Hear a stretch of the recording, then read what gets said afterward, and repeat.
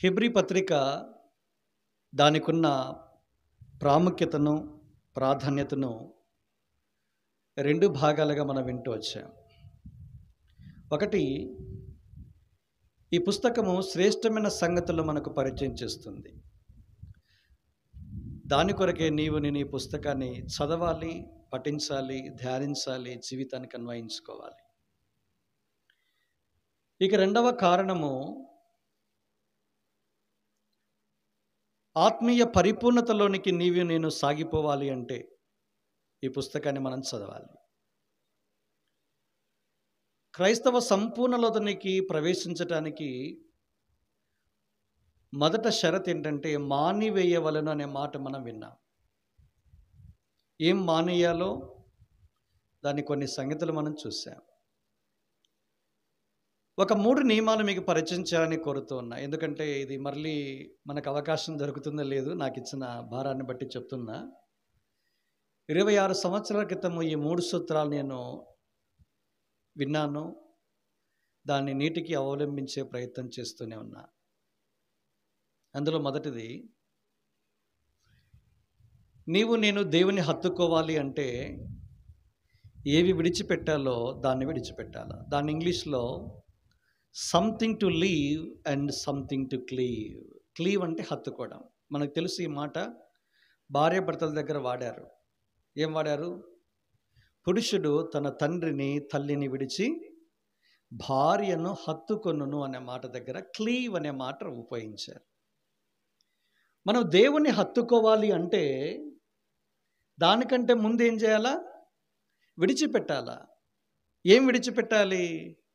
1 తెస్సలోనిక 1:9-10 మీరు విగ్రహములను విడిచిపెట్టి అన్నారు. తర్వాత జీవము కలిగిన దేవుడును సత్యవంతుడునైన దేవునికి దాసులగుటకు మీరు దేవుని వైపు తిరిగి లాస్ట్ భాగంలో మాట ఉంటారు చూడండి. దేవుని వైపు తిరిగి దేవుని హత్తుకోవాలంటే విగ్రహాలను ఏం చేయాలి? విడిచిపెట్టాలి అన్నాడు చూడండి. జీవము గల దేవునికి విగ్రహానికి సంబంధం లేదు. అందుకే 2 కొరింథీ 6:14 మనం చూస్తాం. కనుక నేను హత్తుకోవాలంటే, ఆత్మ సంబంధమైన వాటిని హత్తుకోవాలంటే, పర సంబంధమైన వాటిని హత్తుకోవాలంటే, మంచి వాటిని కూడా హత్తుకోవాలంటే ఈ మాట ఉపయోగించాడు. రోమా 12:9 ఈ మాట ఉంటుంది. చెడ్డ దానిని అసహించుకొని మంచి దానిని హత్తుకొనువారై ఉండాలి అన్నాడు చూడండి.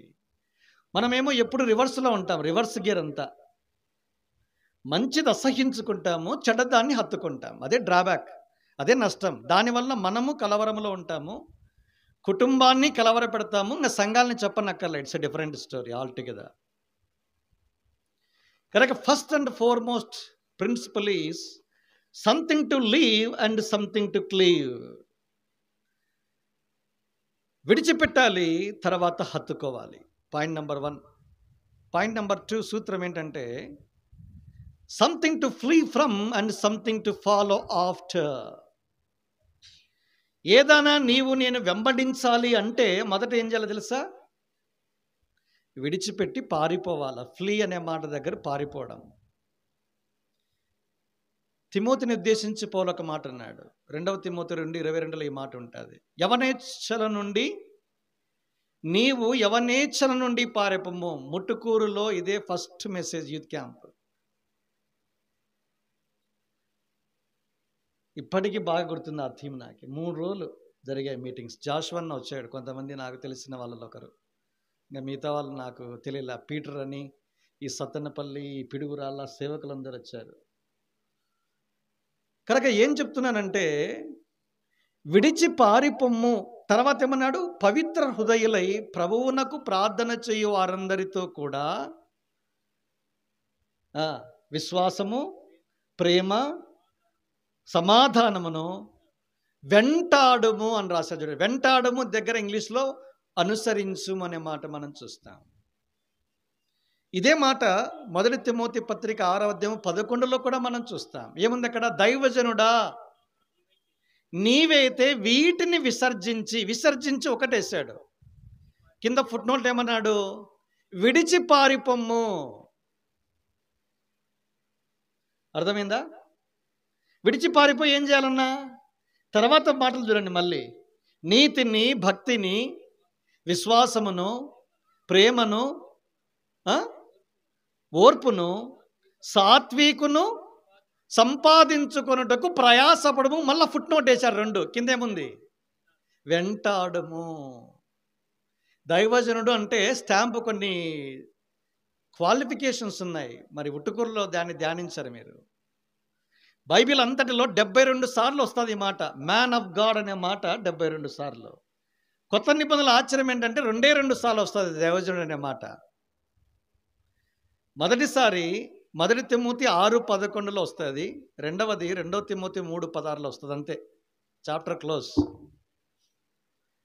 ఒక వ్యక్తిని దైవజనుడు అని ఎప్పుడు పిలుస్తారు అంటే క్వాలిటీస్ ఉన్నాయి. ఏమున్నాయి?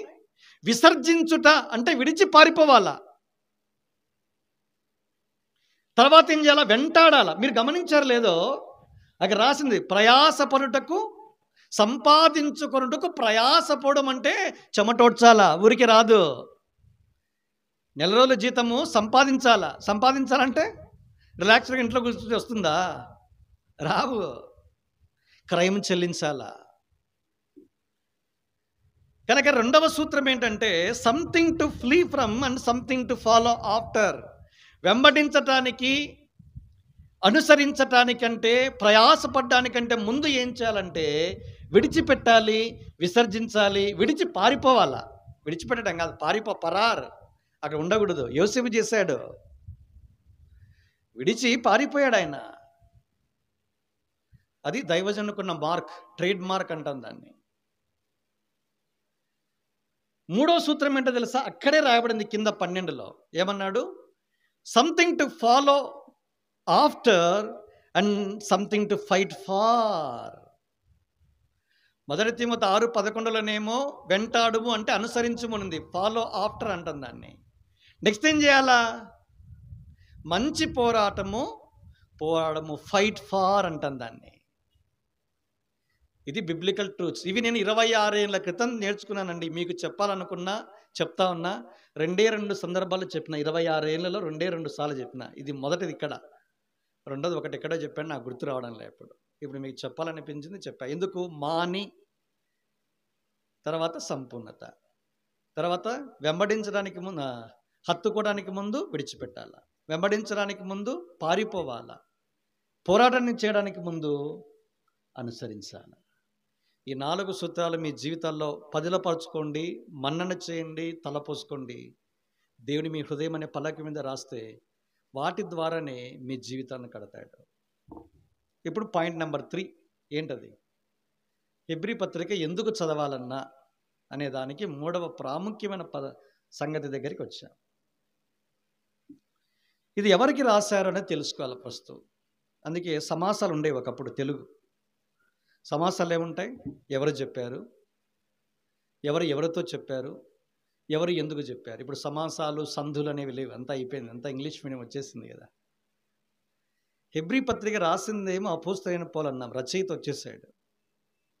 ఎవరికి రాశారు అనేది చాలా ప్రాముఖ్యం. అప్పుడు మనకు లేఖ అర్థమవుతుంది. ఉత్తరములో ఎవరికి రాస్తున్నా తెలుస్తుంది. ఇది లెటర్, ఇది లేఖ. పత్రిక అంటే ఉత్తరం. పౌలు రాశాడు ఎవరికన్నా అని అడిగితే, హెబ్రీయుల నుంచి,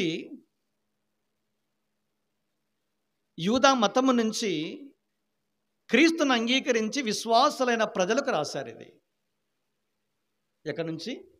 యూదా మతములో నుంచి హెబ్రీలుగా ఉన్నవారి జీవితాల్లో దేవుడు రక్షణ కార్యము జరిగించాడు. సువార్తను వారికి వినిపింపచేశాడు, సువార్త ద్వారా దర్శించాడు.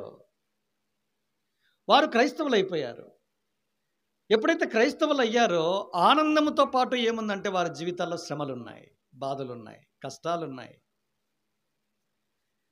అది హెబ్రీ గ్రంథకథ 10వ అధ్యాయంలో మీరు అనేక మంది చేత దాని ఏమంటాము, అనుభవాల గుండా వెళ్ళారు, శ్రమల గుండా వెళ్ళారు, బాధల గుండా వెళ్ళారు. శ్రమలు అనుభవించిన వారితో పాలిభాగస్తులు అయ్యారు. కానీ మీ కూడా కలిగిన ఒక ప్రమాదం ఏంటంటే చాలామంది అరే క్రైస్తవులు అయిన తర్వాత బాధలు ఎక్కువవుతున్నాయి, శ్రమలు ఎక్కువ అవుతున్నాయి, నిందలు ఎక్కువ అవుతూ ఉన్నాయి, ప్రజల తృణీకారము ఎక్కువైతా ఉంది, సెటైర్లు ఇస్తూ ఉన్నారు, బాధ పెడతా ఉన్నారు. ఇప్పుడు ఏం చేయాలా? యూదా మతంలో ఇవన్నీ లేవు కదరా, ఏదో బలు అర్పించుకుంటూ సాగిపోయే వాళ్ళము, ఇది ఎందుకు వచ్చిన గొడవ అని యేసుక్రీస్తు ప్రభువారిని విడిచిపెట్టి మతములోనికి వెళ్ళాలని కోరుకున్నారు. ఇప్పుడు ఏం చేశారు వాళ్ళు? విశ్వాసులైన యూదా విశ్వాసులు మరలా పాత పద్ధతులకి, మరలా లోకానికి వెళ్ళే వారిని హెచ్చరించి, వారిని ప్రోత్సహించి, అది కాదయ్యా క్రీస్తులో మీరు సంపూర్ణులుగా సాగిపోండి అని చెప్పి ప్రోత్సహించే ప్రయత్నమే 13 అధ్యాయాలు కలిగిన హెబ్రీలకు రాసిన పత్రిక. ఇంకా ఎక్స్ట్రీమ్ ఏంటో తెలుసా? విపరీతం ఏంటో తెలుసా? హెబ్రీ 3లో మనం చూస్తాం, మీరు జీవము కలిగిన దేవుని విడిచిపోవునట్టి దుష్ట హృదయం మీలో ఎవరికైనా ఏమో ఉందేమోనని జాగ్రత్త పడని అన్నాడు. చూడండి, అంటే అర్థం ఏంటి? కొంతమంది విశ్వాసులు యూదా మతానికి వెళితే వేరే సంగతి, అది పక్కన పెడదాం. కానీ ఎట్లా నిర్ణయాలు తీసుకుంటున్నారంటే జీవము కలిగిన దేవునినే విడిచిపెట్టాలని తీర్మానించుకున్నారు. అందుకే దాన్ని ఏమన్నాడు? విశ్వాసము లేని దుష్ట హృదయము. విశ్వాసములోనికి వచ్చిన తర్వాత, విశ్వాసులైన తర్వాత మళ్ళా ఈ విశ్వాసాన్ని విడిచిపెట్టి, దేవుని విడిచిపెట్టి లోకములో కలిసిపోవాలనుకుంటున్నారు. అలాంటి హృదయము దుష్టమైనది అన్నాడు ఆయన. జాగ్రత్త, మీలో అలాంటి వారు ఎవరైనా ఉన్నారేమో అని హెచ్చరిస్తూ, ఈ జీవం కలిగిన దేవుడు ఎంత శ్రేష్టమైన వాడో, నీకు నాకు ఎంతటి పరిపూర్ణమైన క్రీస్తు కలిగిన సమానమైన సంపూర్ణతలోనికి తీసుకురావాలని ఎలా అభిలషిస్తున్నాడో, కోరుకుంటున్నాడో చెప్పే ప్రయత్నమే హెబ్రీయులకు రాసిన పత్రిక. హెబ్రీయులు అనే వాళ్ళకి 2 గుణాలు ఉంటాయి. అసలు దీన్ని తెలుసుకోవాలంటే హెబ్రీయుడు అనే మాట బైబిల్లో మొదటిసారి ఎక్కడ వ్రాయబడిందో తెలుసుకోవాలా. దీన్ని ఏమంటామంటే, ఎక్కడికి వెళ్ళినా ఈ పదం మీకు పరిచయం చేస్తా, నేనన్నా కానీ జయరాదన్నా కానీ. దీన్ని the principle of first mention అంటాం. 2003లో నేర్చుకున్న ఒక దేవుని సేవకుడి ద్వారా యూత్ క్యాంప్ కర్నూలు జరిగితే నేను దీన్ని అప్లై చేస్తున్నాను జీవితకాలం అంతా. హెబ్రీయుడు అనే మాట బైబిల్లో ఎక్కడ కనపడుతుందో చెప్పండి. ఆదికాండము చూడండి. మళ్ళీ భోజనానికి వెళ్ళాలి కాబట్టి ఇప్పుడే 1:30 అయింది. మళ్ళీ ప్రశ్నలు జవాబులు వేసామనుకోండి. ఆదికాండము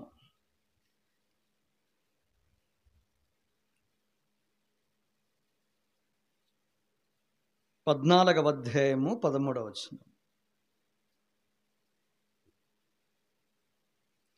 తప్పించుకొనిన ఒకడు వచ్చి హెబ్రీయుడైన అబ్రహామునకు ఆ సంగతి తెలిపెను. ఇది మొట్టమొదటిసారి బైబిల్లో హెబ్రీయుడు అనే పదం కనపడింది. వారికి ఉన్న లక్షణాలు ఏంటి? 13వ అధ్యాయము 18వ వచనం. ఇక్కడ ఎవరంటే హెబ్రీయుడు? అబ్రహాం ఏం చేస్తున్నాడు? 13:18.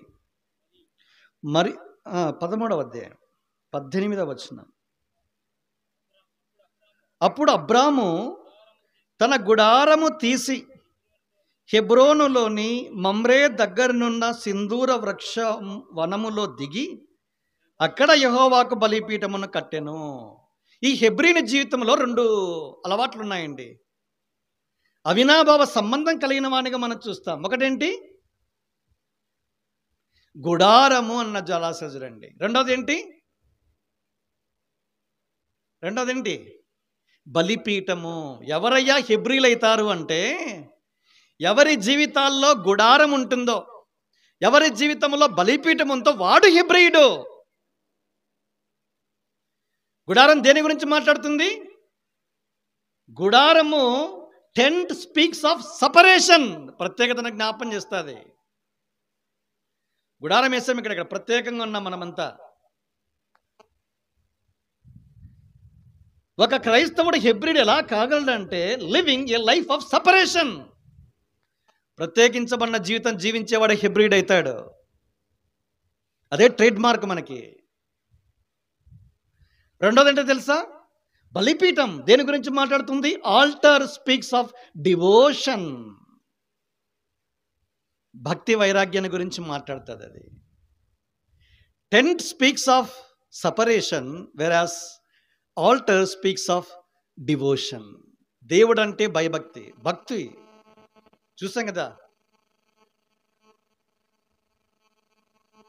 కనుక నా జీవితంలో devotion as well as separation రెండు చాలా ప్రాముఖ్యం.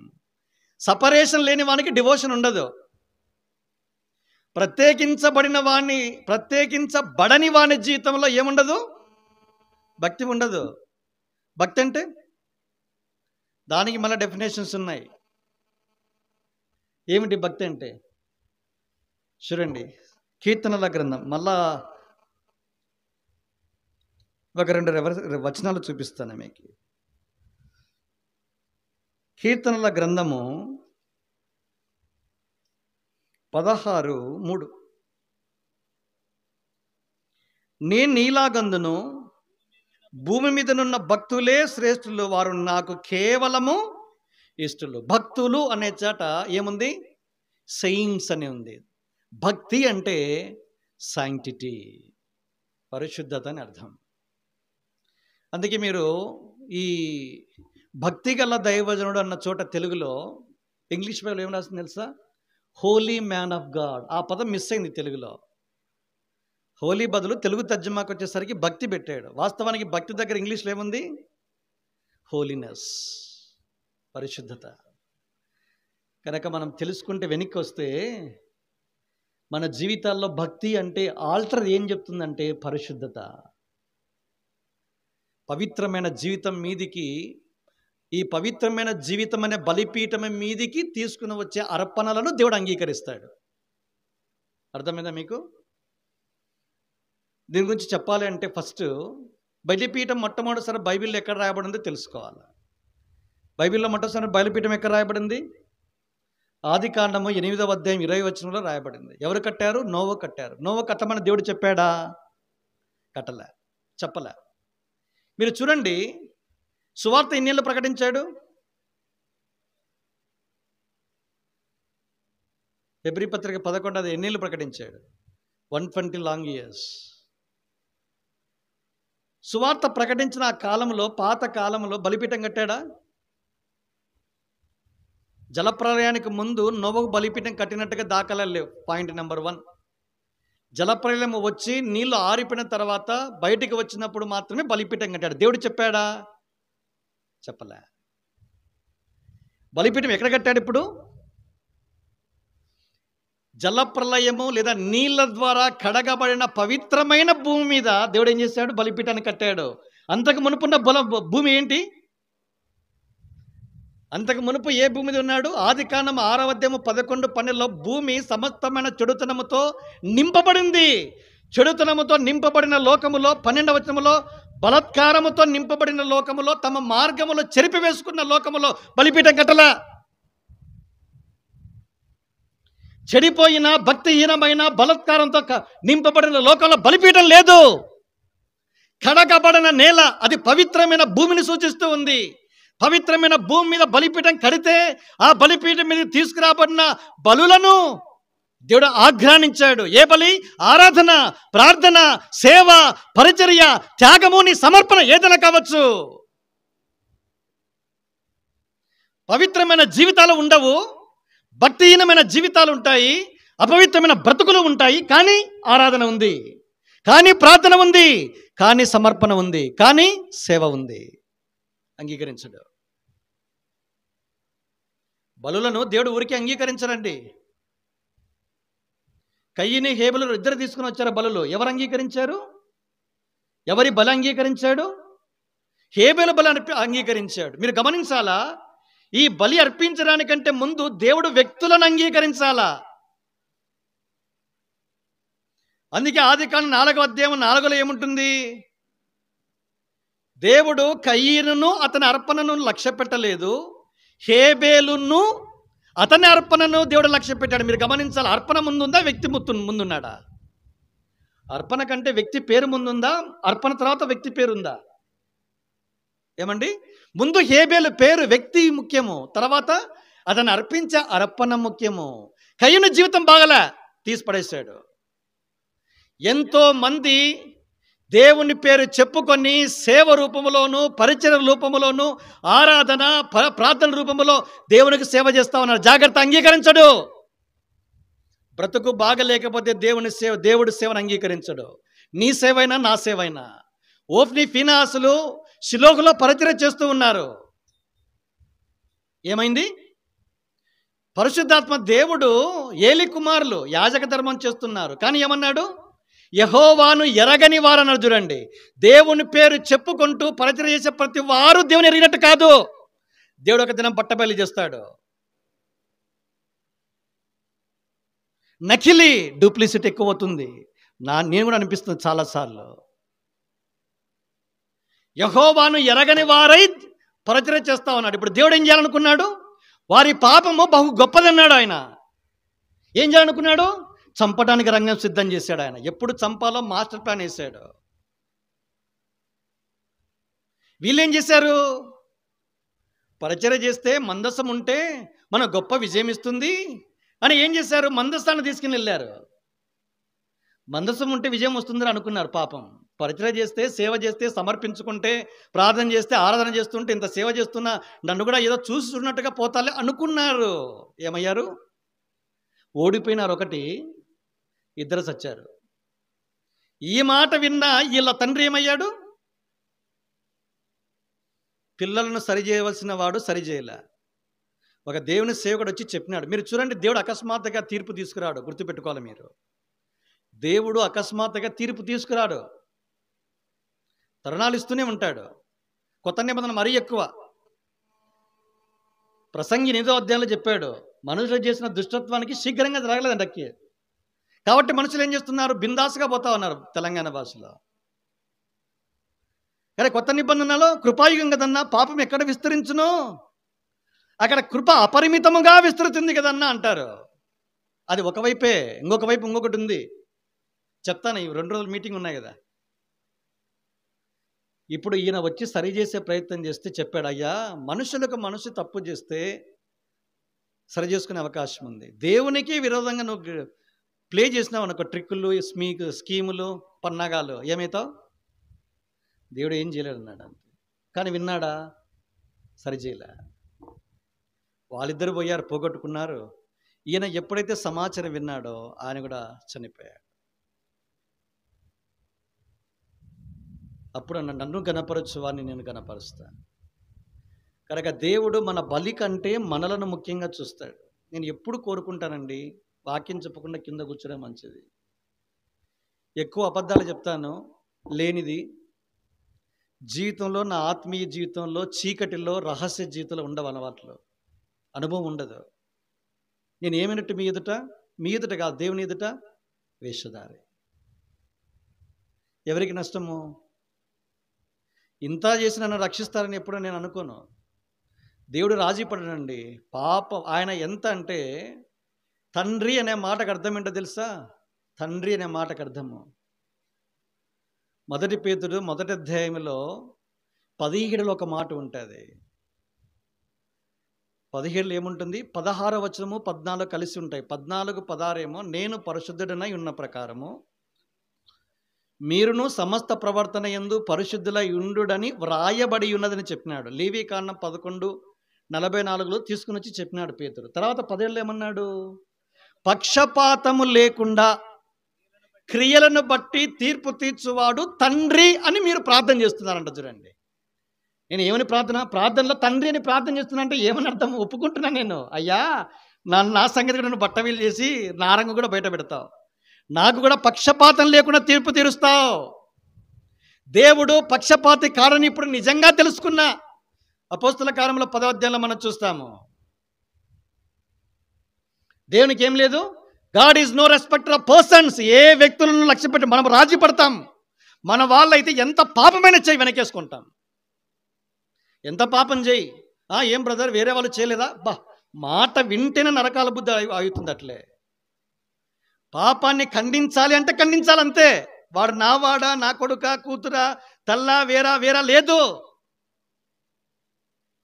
God is no respecter of persons. వ్యక్తులంటే ఫేవరెట్ వాళ్ళు లేరు. దేవుని దగ్గర ప్రియమైన ఇది లేదు. పక్షపాతము లేకుండా పచ్చిగా తీరుస్తాడు ఆయన తీర్పు.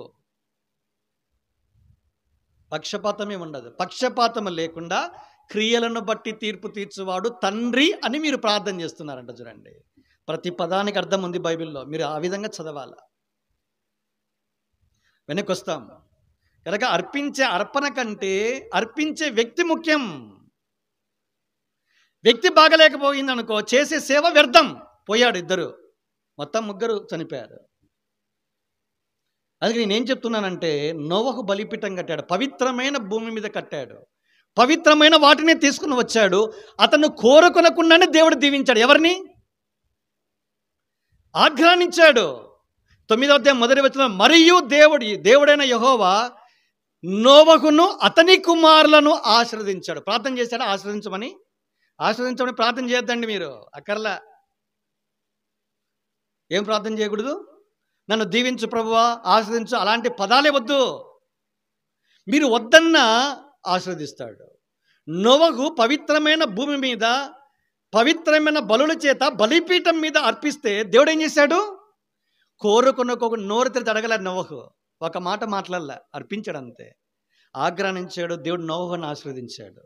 9వ అధ్యాయంకి వచ్చేసి అతడు చేసిన పనికి వాళ్ళ కుమారులను కూడా దేవుడు, మనం పవిత్రంగా ఉంటే, నేను పవిత్రంగా ఉంటే నాకు ఒక కూతురు, నా బిడ్డను దేవుడు దీవిస్తాడు. నన్ను బట్టే నా బిడ్డ కూడా దీవించబడుతుంది లేదా శపించబడుతుంది. అందుకే సామెతల్లో సొలొమోను అన్నాడు, యథార్థ వర్తనుడగు నీతిమంతుని పిల్లలు వాని తదనంతరము దీవించబడతారు. బా, ఏ మాట అండి అది. అందుకే ఎప్పుడు ఈ మాట వెలుగులో నేను యథార్థంగా ఉన్నానా? ఎందుకు నేను యథార్థంగా లేకపోతే నా కుమార్తె మీదకి రాదు. యథార్థ వర్తనుడగు నీతిమంతుని పిల్లలు వాని తదనంతరము ధన్యులైతారు, దీవించబడతారు. కనుక బలిపీఠం అనే మాట నోవహు 8:20 ఆదికాండంలో మనం చూస్తాం. ఎందుకు ఈ మాటలు అంటే, హెబ్రీయునికి గుర్తులు ఉన్నాయి. హెబ్రీయుడు అంటే ఏం గుర్తులు ఉన్నాయి? 1 సపరేషన్, ప్రత్యేకత, 2 డివోషన్. మనకు ప్రత్యేకత పోయింది. ప్రత్యేకత ఎప్పుడైతే హెబ్రోన సమాజాలలో ప్రత్యేకత అనే గోడ ఏదైతే పడిపోయిందో, శత్రువులోకి వచ్చేసాడు. ప్రత్యేకత పోతే వస్తాడండి. సంఖ్యాకాండం 25వ అధ్యాయంలో ఒక సంఘటన జరిగింది. ఈ బిలాము డబ్బులు తీసుకున్నాడు, లంచం. అది రాశాడు బైబిల్లో. దుర్నీతి వలన కలుగు బహుమానం అంటే వితిన్ బ్రాకెట్స్ లంచాన్ని తీసుకున్నాడు. దేనికి? దేవుని ప్రజలను శపించడానికి, దేవుని ప్రజలను ఆశీర్వదించడానికి, దేవుని ప్రజలకు ప్రవక్త అవుతాడు. ఈ ప్రవక్త ఆశీర్వదించడానికి బదులుగా శపించడానికి పూనుకున్నాడు. చూడండి, కొంతమంది నాకు భలే ఆశ్చర్యం అనిపిస్తుంది. ఏ ప్రజల కొరకు మనం ఉన్నామో ఆ ప్రజల క్షేమం మనం చూడాలా. రివర్స్లో ఏం చేస్తున్నాడంటే, ఆ ప్రజల క్షేమానికి బదులుగా వారి మీదకి శాపం రావాలని రాజాక డబ్బులు తీసుకున్నాడు. ఇది రాశాడు, నేను చెప్పలా, మళ్ళీ నన్ను అనుకునేరు. పేతురు రాశాడు, యూదా 2 సార్లు రాశాడు. దుర్నీతి వలన కలుగు బహుమానము బిలాము ఆశించి తప్పుత్రవ పోయినాడు. డబ్బులు ఉంటే గుర్తుపెట్టుక, డబ్బులు పెరుగుతూ ఉన్నప్పుడు, ఎవడైనా ఇస్తా ఉన్నప్పుడు డబ్బులతో ఏమవుతుందంటే త్రోవ తప్పిపోయే అవకాశం ఉంది. వదిలిన ఆ సబ్జెక్ట్ మళ్ళీ మనకి ఎందుకు, మళ్ళీ ఎక్కడికో తేలిపోతాం. ఇంకా రాలే మనం హెబ్రీ పత్రికకి. మళ్ళీ యూదా పత్రిక, యూదా భక్తులు మళ్ళీ రాశాడు. ఎందుకు ఈ మాటలు చెప్తున్నానంటే, శపించడానికి పూనుకున్నాడు, శపించలేకపోయాడు.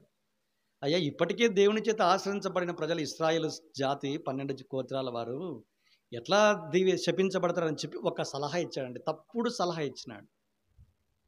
ఏం సలహా ఇచ్చాడు? వారు ఒంటిగా నివసిస్తారు, జనాలలో లెక్కించబడరు. అది ప్రత్యేకత. ఎప్పుడైతే ఈ ప్రత్యేకత ఉందనుకో, ఎంతమందైనా రా, మీరు ఫైట్ చేయలేరు అన్నాడు. ఎందుకు? ఇశ్రాయేలును ముట్టువాడు ఆయన కనగుడ్డనే ముట్టినట్టు లెక్క. అంతగా భద్రత ఏర్పాటు చేశాడు. దేవుడే ప్రొటెక్షన్. ఇప్పుడు ఏం చేయాలంటే, ఈ ప్రత్యేకత గోడందు చూసారా, దాన్ని పడగొడితే శత్రువులోనికి వస్తారు. ఎట్లా పడగొట్టాలా? అందమైన అమ్మాయిని పంపించండి. ఏం సలహా ఇచ్చాడో చూడండి. దేవుని ప్రజల మధ్య ఒంటిగా నివసించే ప్రత్యేకించబడిన పోవాలి అంటే అపవిత్రత రావాలా. అపవిత్రత వచ్చిందనుకో, దేవుడే వాళ్ళకి విరోధి అవుతాడు. నువ్వేమో విరోధం కారణక్కర్లా. మనకి విరోధి ఆర్ఎస్ఎస్ వాడు కాదు. అర్థమైందా మీకు చెప్పేది? మనకి విరోధి ఒక పార్టీ వారు కాదు, లోకం కాదు. ఎవరు మనకు విరోధి? అపవిత్రతను మనము లోనికి ఆహ్వానిస్తే దేవుడే మనకి విరోధి అవుతాడు. చూడండి, యెషయా 63:10 చదవండి. యెషయా 63:10. నేను చెప్పేవన్నీ బైబిల్లో ఉన్నవే, నేను రెఫరెన్స్ చూపించలేక నాకు సమయం అయిపోతుంది కనుక నేను ముగిస్తాను చాలా వేగంగా. 10 చదవండి బ్రదర్. అయినను వారు తిరుగుబాటు చేసి ఆయన పరిశుద్ధాత్మను దుఃఖింపచేయగా ఆయన వారికి విరోధి ఆయను, తానే వారితో యుద్ధం చేశారంట. చూడండి, ఎవరితో? అర్థమైందా మీకు?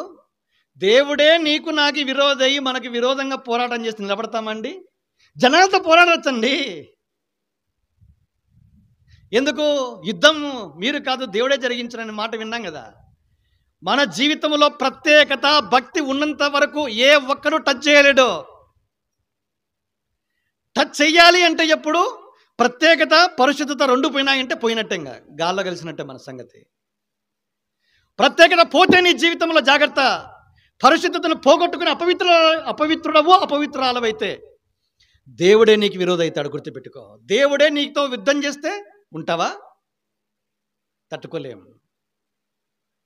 హెచ్చరికను తీసుకుందాం. కనుక హెబ్రీయుడు అన్న మాట దగ్గరికి వచ్చాము. ప్రత్యేకత మరియు డివోషన్, భక్తి లేదా పవిత్రత, ఈ రెండు జీవితాల్లో కలిగి ఉండాలి. ఇప్పుడు మూడో భాగం దగ్గరికి వస్తాను. రెండు సంగతులు మనం చూసాం. హెబ్రీ పత్రికకున్న ప్రాధాన్యత, శ్రేష్టమైన వాటిని హెబ్రీ పత్రికలో మన కొరకు రాశాడు. స్వతంత్రించుకోవాలంటే చదవాలా. నెంబర్ 2, సంపూర్ణులు కావాలంటే హెబ్రీ పత్రికను చదవాలా. సంపూర్ణులు కావాలంటే మానేయాల. మొదట 2 విడిచిపెట్టాలా. 3 విడిచి పారిపోవాలా. 4 పోరాడాలా. మన పోరాటము ఇట్లా పోరాటం చేయ. మనం మంచి పోరాటం పోరాడరా నాయన అంటే పనికిమాల పోరాటాలు చేస్తూ ఉంటాం మనం. ట్రాజడీ అది, ఇంకా విషాదం. ఏం పోరాడుతున్నామండి మనము? దేని కొరకు ఫైట్ ఇదంతా? మంచి పోరాటం పోరాడాలా, విశ్వాసాన్ని కాపాడుకోవాలా. పౌలు నీకు నాకు మాదిరి. ఈ 4 నియమాలు మనం గమనించి చదువుకోవాలి. మూడవది, చివరిది, హెబ్రీ పత్రిక ఎవరికి అన్న దగ్గర హెబ్రీలకు. ఎవరు వారు మనం విన్నాం. శ్రమలు, బాధలు, నిందలు, అవమానము, త్రినీకారం గుండా వెళ్తే ఈ దినాన ఈ వర్తమానం కూడా మీకే. ప్రభుని అంగీకరించిన తర్వాత సొంత ఇంటి నుంచి వ్యతిరేకత వస్తుంది మీకు. సిద్ధంగా ఉండండి. భార్య, భర్త, పిల్లలు, కుటుంబ సభ్యులు, బంధువులు, 2 మీ చుట్టూ ఉన్న ఇరుగు పొరువారు, మళ్ళా తర్వాత సంఘములో మీకు వ్యతిరేకత, మళ్ళా 5 లోకం.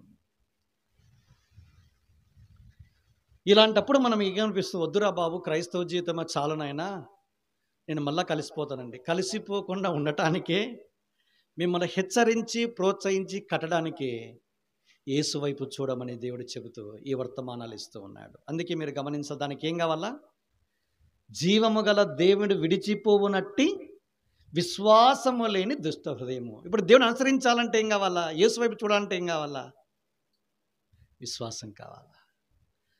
అందుకే విశ్వాసం అన్న ఈ మాట విరివిగా ఈ పుస్తకంలో రాశారు. మీరు బాగా గమనించారు లేదో, పాత నిబంధన హబక్కూకు 2వ అధ్యాయం 4లో ఒక మాట రాశాడు. నీతిమంతుడు విశ్వాసం మూలమున జీవించునని మాట చెప్పటానికి పౌలు 3 పుస్తకాలు రాశాడు.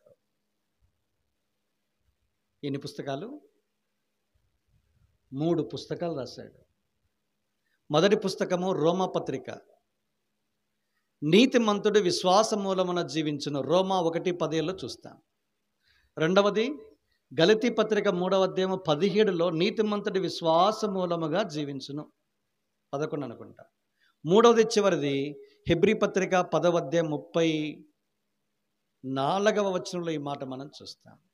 ఈ 3 మాటలు ఒకే విధంగా ఉన్నాయి కదన్నా. ఎందుకు 3 పుస్తకాలు? ఇప్పుడు మీరు చూడండి, ఇంగ్లీష్లో చెప్తాను. The just shall leave by faith. నీతిమంతుడు అన్న మాట చెప్పడానికి రోమపత్రిక రాశాడు. అందుకే నీతిమంతుడు లేడు, ఒక్కడు లేడు, గ్రహించువాడు లేడు, దేవుని వెతుకువాడు లేడు, అందరూ త్రోవ తప్పి ఏకముగా పనికిమాలిన వారైరి అని రాశాడు. నీతిమంతుడు ఎవరు లేరంట. మరి ఎవరు భూమి మీద నీతిమంతులు లేనప్పుడు నీతిమంతుడు అనీతిమంతుడైన మనిషి నీతిమంతుడు ఎట్లు కాగలడు చెప్పటానికి 16 అధ్యాయాలు. అది రోమాపత్రిక. తర్వాత ఇంకేముంది? The just shall leave. తెలుగులో లాస్ట్లో వస్తుంది, ఇంగ్లీష్ బైబిల్లో జీవించును అని రాశాడు. జీవించును అన్న మాట చెప్పడానికి గలతీ పత్రిక రాశాడు 6 అధ్యాయాలు. అందుకే మీరు గమనించలేదో, నేను క్రీస్తుతో కూడా సిలువ వేయబడి ఉన్నాను, ఇకను జీవించువాను నేను కాను, క్రీస్తే నా యందు జీవించుచున్నాడు. ఇకను జీవించు నా జీవితము నన్ను ప్రేమించి నా కొరకు తను తాను అప్పగించుకున్న దేవుని కుమారునియందు విశ్వాసం వలన జీవించుచున్నాను. ఈ మాటలోనే 3 సార్లు రాశాడు, జీవించుట జీవించుట జీవించుట. అర్థమైంది మీకు చెప్పే మాట? జీవించటానికి, నీతిమంతులుగా తీర్చబడిన తర్వాత నీతియుక్తమైన జీవితము జీవించటానికి గలతీ పత్రిక రాశాడు. ఎట్లా జీవించాలన్నా అంతే కదా. నీతిమంతునైనాను జీవించమని చెప్తున్నారు. ఎట్లా జీవించాలా? బై ఫెయిత్, విశ్వాసము వలన జీవించును. విశ్వాసము అనే మాట చెప్పటానికి 13 అధ్యాయాలు కలిగిన హెబ్రీ పత్రిక రాశాడు. విశ్వాసం అన్న మాట 35 సార్లు వస్తుంది. ఎన్నిసార్లు? 35 సార్లు. ఇంకా కొన్నిసార్లు నమ్మకము ఇలాంటివి ఉన్నాయి చూసావా, అలాంటివన్నీ కూడా కలిపితే 38 సార్లు వస్తుంది ఇంగ్లీష్ బైబిల్లో. ఫెయిత్, తర్వాత బిలీవ్, బిలీవ్డ్, బిలీఫ్ అన్నీ కలగలిపితే 37, 38 పైచులకు వస్తాయి. అంటే ఈ పుస్తకంలో డామినెంట్ థీమ్ ఏదైనా ఉంది అంటే విశ్వాసం. ఇది నాన్న యేసుని వెంబడించాలంటే ఏం కావాలా? విశ్వాసం. నీ ముందుంచబడిన పరుగులో, పందెపు పరుగులో ఓపికతో పరిగెత్తాలంటే ఏం కావాలా? విశ్వాసం. నీ జీవితంలో సంభవించే పరిస్థితుల మధ్య దేవుని వెంబడించాలంటే, ఆయన చూస్తూ సాగిపోవాలంటే ఏం కావాలా? విశ్వాసం. ఇది నల్ల కొరబడేది కూడా ఏంటో తెలుసా? కొదువుగా ఉన్నది కూడా ఏంటో తెలుసా? విశ్వాసం. అందుకే యేసుక్రీస్తు ప్రభువారు వచ్చేటప్పటికి ఒక సంగతి మిస్ అవుతుందంట. లూకాసు వార్త 18వ అధ్యాయం 8వ వచనంలో ఏం రాయబడింది? ఈమెకు విధవరాలు ఉంది, అన్యాయస్తుడైన న్యాయాధిపతి దగ్గరికి పదే పదే వెళ్తా ఉందంట ఆవిడ. అందుకు 18వ అధ్యాయము 8వ వచనంలో ఒక మాట ప్రభు రాశాడు. ఏమన్నాడు? అయినను మనుష్య కుమారుడు భూమి మీదికి వచ్చినప్పుడు విశ్వాసము కనుగొనని ఫుట్ నోట్ అక్కడ వేశాడు. ఏం రాశాడు? ఆ విశ్వాసము. బా, ఏ విశ్వాసము? ఆ విశ్వాసం. ఆ విశ్వాసం అంటే 1 తిమోతి పత్రిక 5వ అధ్యాయం 10వ వచనం. అయిపోయింది. ఇంకా మీకు భోజనాలు సిద్ధంగా ఉన్నాయి. క్లుప్తంగా ఈ భాగం అయిపోయిన తర్వాత సాయంత్రం నుంచి స్టార్ట్ చేస్తాం మన టాపిక్.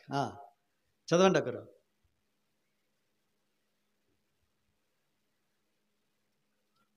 1 తిమోతి పత్రిక 5వ అధ్యాయము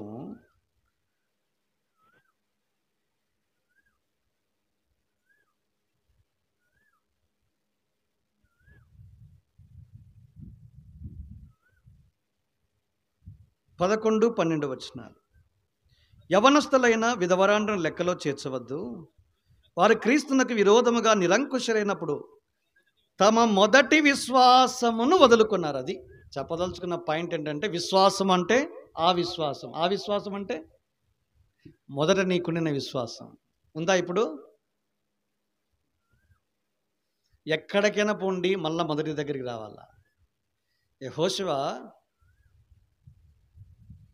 దేవుడిచ్చిన స్వాస్థ్యాన్ని సంపాదించుకుంటూ పోతా ఉన్నప్పుడు తిరిగి పదే ఒక స్థలానికి వచ్చారు. ఏంటది? గిల్గాల్. గిల్గాల్ అంటే ఐగుప్తు అవమానము దొర్లించబడును. ఏంటి సాదృశ్యం? సిలువ. ఆరంభం.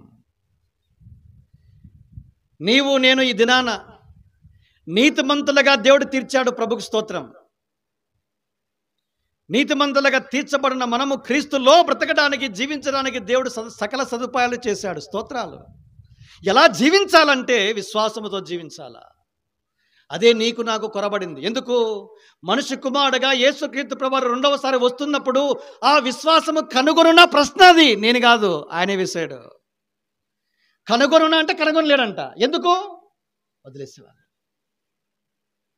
మొదటి విశ్వాసాన్ని వదిలివేసిన ప్రజలు ఈ తరంలో చాలా మంది ఉన్నారు. జాగ్రత్త. అందుకే చూడు, ఒకే మనుషుని చూడు, ఆయన యేసు. యేసును చూస్తే నీ జీవితంలో అనీతిమంతుడిగా ఉన్న నీవు నీతిమంతుడిగా తీర్చబడతావు. ఐగుప్తు అవమానము నీ వీపు నుంచి దొర్లించబడుతుంది. అవమానానికి బదులుగా పాపము తీసుకుని వచ్చిన ఈ అవమానం తొలగించబడి పవిత్రత ద్వారా ఘనత, మెప్పు, మహిమను దేవుడు తీసుకుని వస్తాడు. దేవునిలో జీవించడానికి గలతీ 2:19 కూడా ఈ మాట ఉంది. దేవుడు సామర్థ్యాన్ని కలుగజేస్తాడు. అంతకు మించి భూమి మీద విశ్వాసంతో జీవించడానికి సామర్థ్యం ఇస్తాడు. అందుకే ఈ హెబ్రీలకు రాసిన పత్రిక విశ్వాసము చేత జీవించాలి. ఎందుకు తెలుసా? మనము సంపాదించుకోవలసిన స్వాస్థ్యం చాలా ఉంది. ఈరోజు నాది యెహోషువ గ్రంథం 14 నా భాగం డైలీ పోర్షన్. మళ్ళా దేవుడు జ్ఞాపం చేశాడు. 13వ అధ్యాయం 1వ వచనంలో ఏముంది? యెహోషువ 13వ అధ్యాయం 1వ వచనంలో యెహోషువ కాలము గడిచిన బహువృద్ధుడు అయ్యాడంట. చదువు బ్రదర్. దేవుడు అన్నాడు ఆయనతో, యెహోషువ 13:1, బహుదినములు గడిచిన వృద్ధుడు కాగా యెహోవా అతనికి, నువ్వు వృద్ధుడు అయ్యావు, బహుకాలాలు దినాలు గడిచాయి, స్వాధీనపరుచుకొనుటకు అతి విస్తారమైన దేశం. అది అర్థమైందా? అతి విస్తారమైన దేశం ఇంకా మిగిలిందయ్యా. నువ్వేమనుకుంటున్నావు? సాధించినానండి, వచ్చినానండి అని నువ్వు అనుకుంటున్నావు. నువ్వు వృద్ధుడైపోయినా నీ కాలం అయిపోతా ఉంది. కానీ ఏముంది? స్వాధీనపరుచుకొనవలసిన విస్తారమైన దేశం ఇంకా మిగిలి ఉంది అంట. చూడండి, ఇంకా ఉంది, చాలా ఇంకా ఉంది. స్వాధీనపరచుకోవాలా. నీవు నేను విశ్వాసముతో స్వాధీనపరచుకోవాల్సింది చాలా ఉంది. ఆ స్వాస్థ్యాన్ని నీవు నేను సంపాదించుకోవాలా. దేవుడు ముగించిన విశ్రాంతిలో ప్రవేశించాలా స్వతంత్రించుకున్న తర్వాత. అందుకే Hebrew 4:11 ఆ మాట అన్నాడు. ఆ విశ్రాంతిలో ప్రవేశించాలంటే ముందు స్వాస్థ్యం అంతా సంపాదించుకుంటే విశ్రాంతి. తర్వాత ఇంకేం చేయాలా? సాగిపోవాలా. సంపాదించుకున్నట్టు విశ్రాంతిలో ప్రవేశించాలంటే సాగిపోవాలి. అందుకే అన్నాడు, యేసు వైపు చూస్తూ మన ముందు ఉంచబడిన పందెంలో ఓపికతో పరిగెత్తాలి. ఇంకా ఫినిష్ చేయలే, మనం పూర్తి చేయలే. మనం ముగించి సంపాదించుకొని విజయవంతంగా ముగించాలి అంటే నా గురి ఒకే ఒక్క వ్యక్తి మీద ఉండాలి. ఆయనే నీ కొరకు నా కొరకు ప్రాణం పెట్టిన ప్రభువు. స్వరక్తమిచ్చి నిన్ను నన్ను సంపాదించుకొని తన స్వాస్థ్యంగా సొత్తుగా చేసుకున్న ప్రభువు. నిన్ను నన్ను సంగముగా చేసిన ప్రభువు. భూమి మీద శత్రువు ఆక్రమించుకున్న భూభాగాన్ని స్వతంత్రించుకోవటానికి పిలుచుచున్న ప్రభువు. లక్ష్యం ఉంచవలసిన వాడొక్కడే. ఆయన్ను చూస్తూ సాగిపోవలసిన ఆవశ్యకత ఈ దినాల్లో కూడా ఉంది. కనుకనే దేవుడు ఈ హెబ్రీ పత్రికలో నుంచి ఈ సందేశాన్ని నీ గమనానికి నా గమనానికి తీసుకుని వస్తూ ఉన్నాడు. ప్రార్థించండి. ప్రార్థనాపూర్వకంగా కూడికలకు రండి. వింటున్న దేవుని ప్రజలారా, మన అక్కలు తీర్చినట్లుగా దేవుని యొక్క వాక్యాలలో మన జీవితాలు తెలియజేసుకుందాం. చెప్పాను మీకు, వాక్యం దగ్గరకు వచ్చేటప్పుడు వీడు ఎక్కడి నుంచి వచ్చాడు, ఎవరిని వచ్చాడు, ఎవరికి సపోర్ట్, ఇవన్నీ పనికి మన చెత్త తీసేయండి, కట్టుకుందాం. చెత్త విస్తారము కట్టాలంటే తీసేసుకోవాలి. ఇవన్నీ తీసిపేసి ప్లెయిన్గా వినండి. దేవుడు మీతో మాట్లాడతాడు. అలాంటి జీవము కలిగిన దేవుడు, నేటికి సజీవుడు, మనతో మాట్లాడుతూ ఉన్నాడు. అందుకే అన్నాడు, తన మహత్తు గల మాట చేత ప్రపంచాలను నిర్మించిన వాడు తన కుమారుని ద్వారా మనతో మాట్లాడతాడు. అందుకే నేను ఆయన మాట యందు లక్ష్య పెడతా. ఆయన మాటలు వినడానికి వచ్చాం, వేదానికి రాలేదు ఇక్కడ. కనుక దేవుడు మన అక్కర్లో తన వాక్యాన్ని ధారాళంగా అనుగ్రహించి మనలోనున్న లోటుపాట్లు అన్నిటినీ కూడా తీసివేసి, మానివేసి, విసర్జించి, పారిపోయి వెంటాడదాం, పోరాడదాం. శత్రువు స్వాధీనములో ఉన్న భూభాగాన్ని మనవశం చేసుకుందాం. సంపాదించుకుని విశ్రాంతిలో ప్రవేశిద్దాం. విజయపు కేక వేద్దాం. దేవుని కొరకు నమ్మకమైన వారిగా భూమి మీద సాక్ష్యాన్ని విడిచిపెట్టి మన యాత్రను ముగించి వెళ్ళిపోదాం. రండి, ప్రార్థన చేసుకుంటాం. మోకాళ్ళ మీదకి రండి. ఒక నిమిషం మేమేమి మిమ్మల్ని చేతులు ఎత్తమని కోరం. వాక్యం వెలుగులో మనం ఎక్కడున్నాం? ప్రత్యేకత ఉందా? భక్తి ఉందా? దేవుని ఎడల ఉన్న విశ్వాసము, మొదటి విశ్వాసం ఉందా? వదిలేసామా? మరలా వెళ్ళిపోదాం లోకంలోనికి, మళ్ళా పాత జీవితాన్ని జీవిద్దామని ఇంకేదైనా ఆలోచన ఉందా? ఇలాంటి తలంపులతో, ఇలాంటి వైఖరితో నీకు వచ్చినట్లయితే ఈ వర్తమానం నీకే.